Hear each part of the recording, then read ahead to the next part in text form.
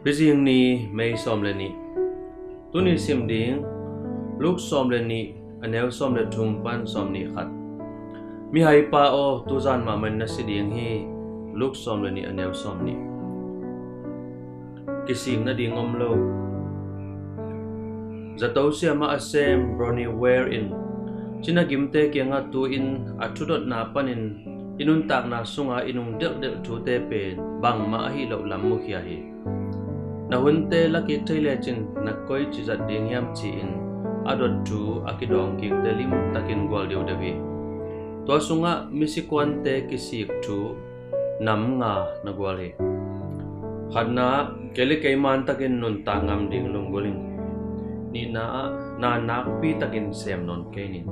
Tumna a kalung sim tuang na lakhe papa ning lina kalom te to kisop na golden ning ngana alung dam join nung tanin well lai gorte yet jangin lup som leni sunga jesu tugen te na ongkok saki mihaw khatin na khol na lian pi khat bolin athalo sa khem pe ukholin nasi dong nuam hi chadin omning chi in khen saki tolian lai takin pasyanin mihai chi in sama hinan nei sa teng kwan jang non ding hiam chi in na dong hi kising na khat zong omlowin akisi thei ding hiam to pen thu hak sa khat hi lai siang to honggen i thei khat pen ai tuam ban khol na pen amok na ai hau na tak pen pasien chunga kipum nun tak na ai tuin na nun tak na hongkilale bang na chi diam